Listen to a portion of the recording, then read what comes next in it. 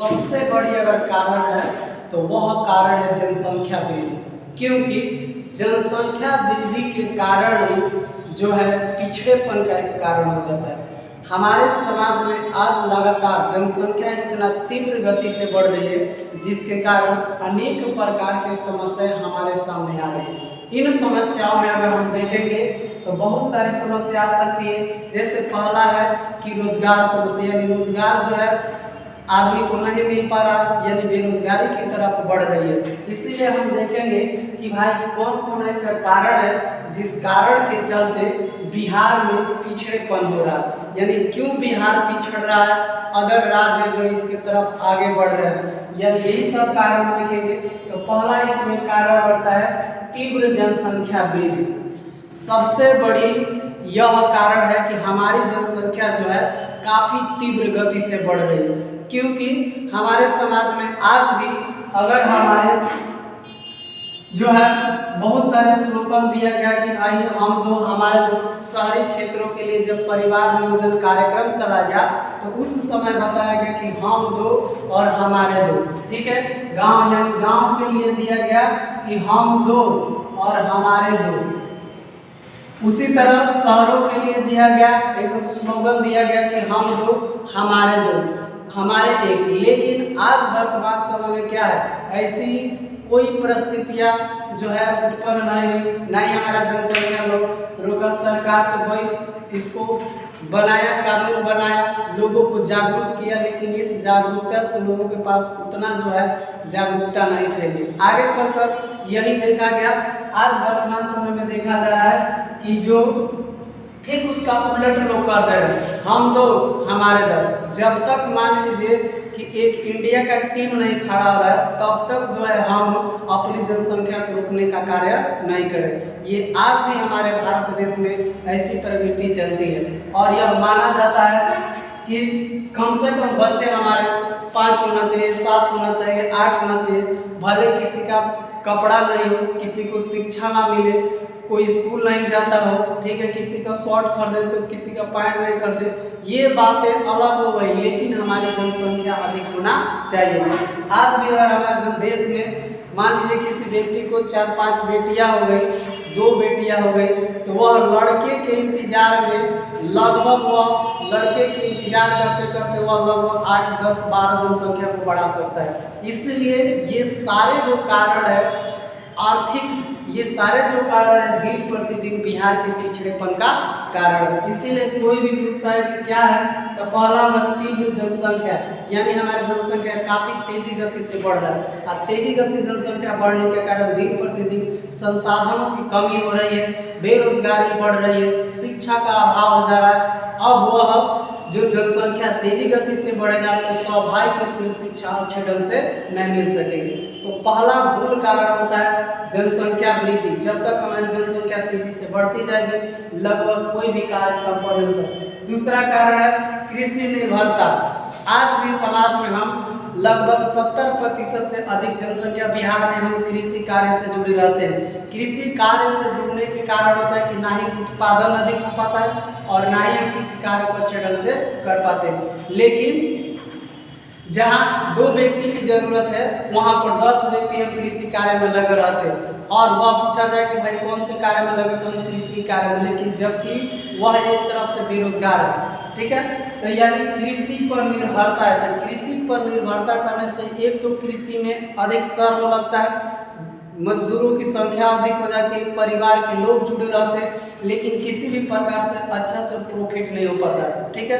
तो यानी जब हम कृषि कार्य में ही जब लगे रहेंगे तो स्वाभाविक हो कि और क्षेत्रों से हमारे पास किसी प्रकार से इनकम नहीं आ सकता है और यह दिन प्रतिदिन पिछड़ेपन की जगह। दूसरी बात है कृषि से संबंधित है कि परंपरागत, आज भी दौर में हम परंपरागत रूप से कृषि का कार्य करते हैं, यानी वही कृषि आधुनिक तौर तरीका से करते हैं, आधुनिक की जो है बीज का उपयोग करते हैं, कीटनाशक दवाइयों का उपयोग करते हैं, आधुनिक कृषि यंत्र का उपयोग करते हैं। तो इन सारी चीज़ों का आज भी अभाव है और हम सबसे अधिक कृषि पर ही निर्भर रहते हैं। इस कारण से जो है इस कारण से जो है बिहार पिछड़ेपन का कारण है। इसलिए कृषि पर अगर कोई पूछ रहा है तो स्वाभाविक हमारी जनसंख्या लगभग 70% कृषि कार्य से जुड़ी रहती है, और कृषि कार्य से जुड़ने के कारण उससे किसी भी प्रकार से जो है आपको आर्थिक आय की प्राप्ति नहीं हो पाती है।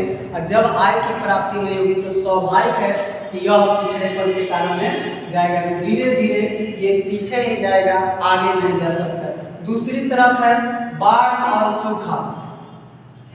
आप हमेशा सुनते होंगे कि उत्तर बिहार जो है बाढ़ से, जब यानी मानसून चलेगी या मानसून के पूर्व भी आप हमेशा सुनते हैं कि भाई बाढ़ आ गई, उत्तर बिहार क्या हो गया, ग्रसित हो गया।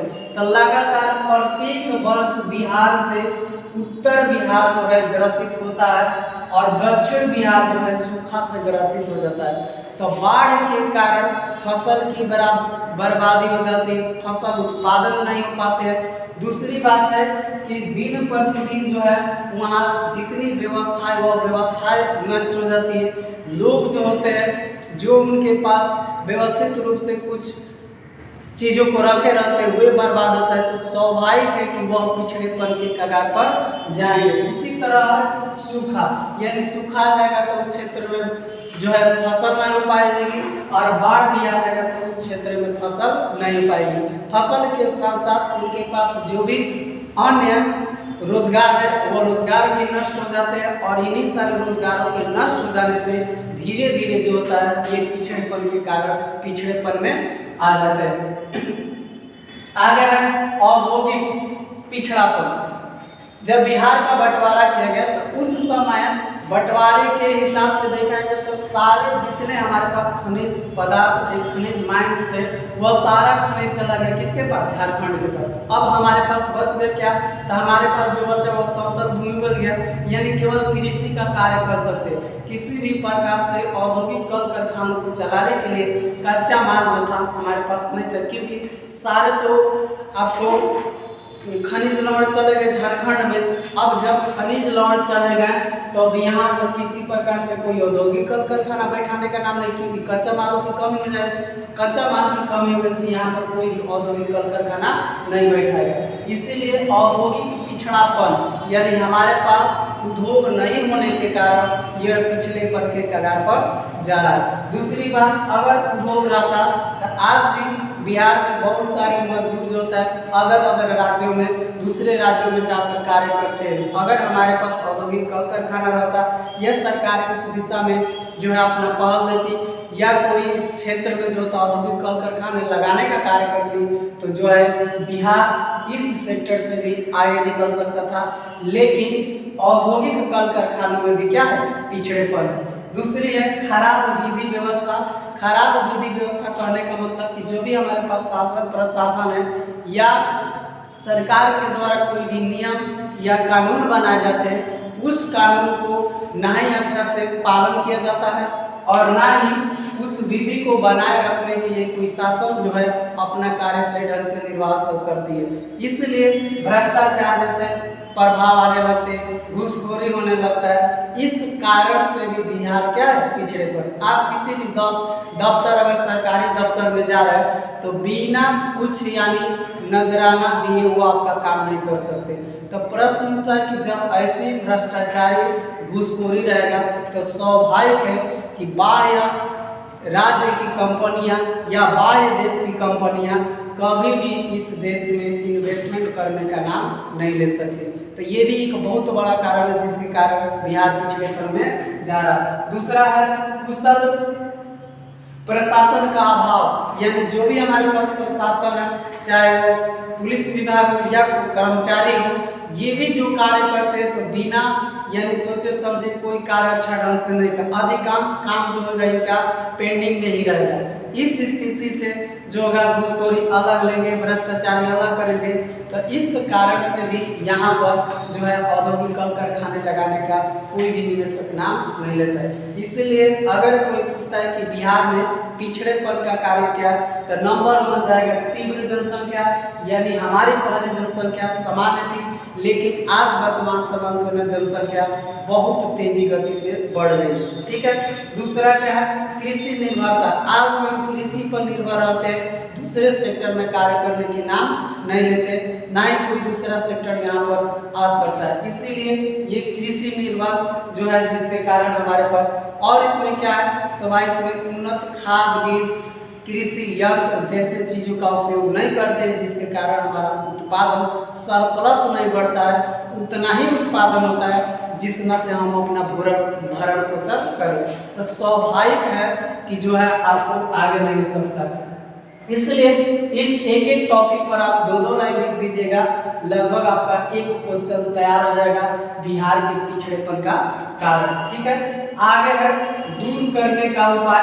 तो सेल्फ प्रोसेसर, जैसे मान लीजिए यहाँ पर तीव्र जनसंख्या में वृद्धि हो रहा है, तो यहाँ तीव्र जनसंख्या में क्या करना है, नियंत्रण करना है। लोगों को शिक्षित करना चाहिए, लोगों में जागरूक फैलाना चाहिए कि भाई अधिक जनसंख्या यानी हमारा अधिक जनसंख्या बढ़ने से जो है हमारा विकास नहीं सकता। जनसंख्या कम ही होना चाहिए, उसमें जो स्किल्ड होना चाहिए, उसमें शिक्षा होना चाहिए, उसमें स्वास्थ्य होना चाहिए। इन सारे चीज़ों को लेकर चलेंगे तो वह जनसंख्या जो होगा एक मजबूत जनसंख्या बनेगा तथा वह विकास कर सकता है, और जनसंख्या भी सीमित रहेगा। जनसंख्या से होने वाली हानियों को समझाएंगे, जनसंख्या वृद्धि से क्या क्या समस्या हो सकती है, इस समस्या को समाज को बताया जाएगा, तो हो सकता है कि नियंत्रण हो सके। आगे है कृषि में विकास, यानी अगर सेम है, जैसे मान लीजिए आप लोग कृषि में निर्भर है, ठीक है भाई, हम कृषि का कार्य कर रहे हैं, लेकिन कृषि ऐसा होना चाहिए कि जिसमें उत्पादन हमारा अधिक हो। जब उत्पादन अधिक होता, स्वाभाविक है कि यह जो है कृषि में विकास होगा, इससे भी हमारे आर्थिक इकोनॉमिक्स सुधर सकती है, हमारी इकोनॉमिक सुधर सकता है। लेकिन अब यहाँ पर उन्नत खाद बीज का उपयोग करें, सिंचाई की सरकार को व्यवस्था करना चाहिए, रासायनिक खादों का व्यवस्था करना चाहिए, कीटनाशक दवाइयों का व्यवस्था करना चाहिए, मानसून पर निर्भर नहीं रहना चाहिए, नहर नलकूप जैसे संसाधनों को अच्छी तरह से मरम्मत कराना चाहिए, जिसके कारण जो है यानी कृषि का विकास हो सके। स्वाभाविक है कृषि का विकास होगा तो जो है बिहार आगे की तरफ बढ़ सकता है। आगे जो होगा बाढ़ नियंत्रण, हमने इस साइड देखा कि बाढ़ सूखा से हमेशा ग्रसित रहते हैं, कब, उत्तर बिहार बाढ़ से और दक्षिण बिहार सूखा से। इसलिए यहाँ पर हमको क्या करना चाहिए, तो कृषि के क्षेत्र यानी बाढ़ को नियंत्रण करने के लिए हमें डैम का व्यवस्था करना चाहिए कि पानी को संग्रहित करके रख सके, और उस पानी को उस क्षेत्र में भेजे जिस क्षेत्र में पानी की आवश्यकता है, जहाँ सुखाड़ जैसी समस्याएं हो सकती है। कब, तो ये सारी चीजों को करना चाहिए, और बाढ़ को नियंत्रित, जिससे एक जनसंख्या को पलायन नहीं करना पड़े, किसी के जन माल की हानि नहीं हो, तो डैम का निर्माण करना चाहिए, बांध का निर्माण करना चाहिए और नहरों का निर्माण करना चाहिए, जिसके कारण पानी को एक स्थान से दूसरे स्थान तक सुगमता पूर्वक कृषि कार्य के लिए भेजा जा सके। इसके अतिरिक्त अगर वह और किसी कार्य में उसका उपयोग हो रहा है तो उसके लिए भी इसको भेजा जा सके।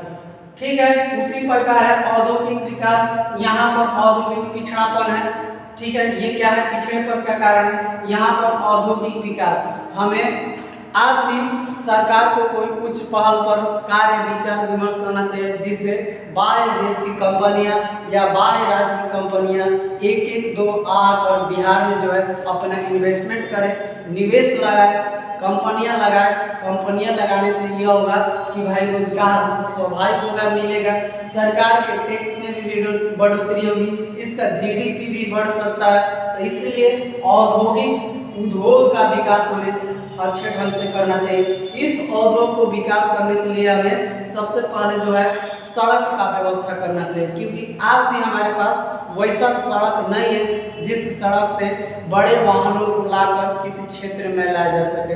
हालांकि बिहार में नीतीश कुमार के द्वारा वर्तमान समय में तो सड़कों का निर्माण किया जा रहा और अच्छा ढंग से किया गया, लेकिन फिर भी हमें कुछ ऐसे सड़कों की आवश्यकता है जिससे बड़े बड़े गाड़ियाँ आसानी से एक क्षेत्र से दूसरे क्षेत्र में चले जाए। इसलिए औद्योगिक का विकास स्वाभाविक है कि होना चाहिए। उसी प्रकार रोजगार, यानी स्वाभाविक है कि रोजगार या औद्योगिक कल कारखाने लगेंगे, कृषि में विकास हम करेंगे, जनसंख्या पर नियंत्रण करेंगे, तो स्वाभाविक है कि हमारा रोजगार बढ़ सकता है, हमें किसी दूसरे राज्य में जाने की आवश्यकता नहीं पड़ेगी। तीसरा, ईमानदार प्रशासन, यह भी जो भी कार्य प्रशासन के हाथों में जा रहा या प्रशासन का जो कार्य है उस कार्य को ईमानदारी से करना चाहिए। ईमानदारी से क्या होगा, लोगों में विश्वास बढ़ेगा, इन्वेस्टमेंट के रूप में निवेशक आ सकते हैं और आने क्रम में यहाँ निवेश लगा सकते हैं। तो इन तमाम कारणों से जो है एक तरफ इन कारणों से जो है पिछड़ेपन है, लेकिन इन कारणों यह जो है इस विधि के द्वारा हम उसको कुछ नियंत्रण कर सकते हैं, उपाय लगा सकते हैं कि भाई पिछड़ेपन न जाकर यह विकास के दौर में जाए। इसीलिए इन तथ्यों को याद रखिएगा, हर बार मैट्रिक में भी पूछे जाते हैं, ठीक है, कि तीव्र जनसंख्या यानी बिहार के पिछड़ेपन का कारण क्या है। तो आप इस केवल टॉपिक को याद रखिएगा, इस टॉपिक पर दो लाइन अगर आप लिखिएगा तो लगभग आपका 10 लाइन हो सकते हैं। अगर एक में 5 है तो 5 है 50, यानी 50 शब्द आपके तैयार हो सकते हैं। उससे और बढ़ाना है तो 2-4 लाइन और बढ़ा दीजिए। मान लीजिए इसी में न छिपा हुआ बेरोजगारी रहती है, इसमें और बढ़ा सकते हैं कि भाई कृषि निर्भरता रहना, इसी में छिपी हुई बेरोजगारी रहता है, यानी 10 लोग कार्य करते हैं लेकिन काम उतने आदमी की आवश्यकता नहीं पड़ती है। इसलिए इस तरह से इस सारी चीज़ों को आप बढ़ा सकते हैं और आप लिख सकते हैं, जिसके द्वारा आप अच्छे नंबर प्राप्त कर सकते हैं।